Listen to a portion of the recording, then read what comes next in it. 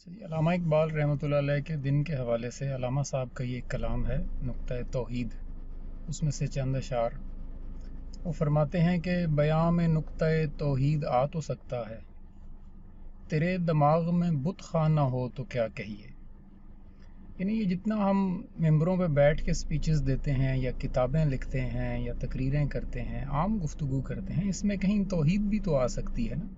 اس میں کہیں یہ بھی تو آ سکتا ہے کہ اللہ ہی واحد حاکم ہے، حکم صرف اللہ کا ہوگا، حکومت صرف اللہ کی ہوگی، احکامات اور قوانین صرف اللہ بھیج سکتا ہے۔ تو کہہ رہے ہیں کہ اتنی ساری تقریروں، کتابوں اور بیانات میں نقطۂ توحید کیوں نہیں آتا؟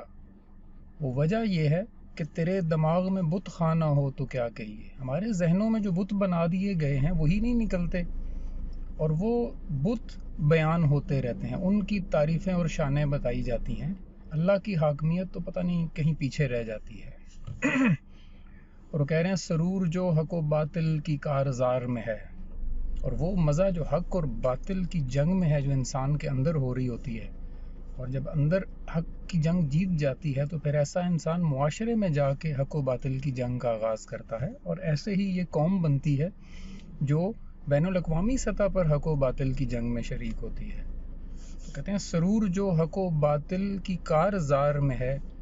تو حرب و ضرب سے بیگانہ ہو تو کیا کہیے۔ اگر تجھے حرب اور ضرب یعنی اس مقابلے کا پتہ ہی نہیں ہے، بیگانہ یعنی اس کو تو جانتا ہی نہیں ہے، تو پھر میں کیا بیان کروں وہ سرور جو حق اور باطل کی جنگ میں ہوتا ہے۔ اور آخر میں وہ کہتے ہیں کہ جہاں میں بندے حر کے مشاہدات ہیں کیا، یعنی وہ بندہ جس کا شعور، جس کی عقل، جس کی سوچ، جس کا جسم آزاد ہوتا ہے، وہ کیا کیا مشاہدات کرتا ہے کائنات کے اور حالات کے، اور اس میں سے کیا کیا نتائج نکال کر لاتا ہے، اس کی تعریف بیان کر رہے ہیں کہ جہاں میں بندے حر کے مشاہدات ہیں کیا، تیری نگاہ غلامانہ ہو تو کیا کہیے۔ اگر تیری سوچ، تیری عقل، تیرا شعور ہے ہی غلامانہ،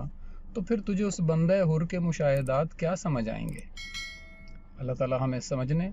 عمل کرنے اور اپنے شعور کو آزاد کرنے کی توفیق عطا فرمائے۔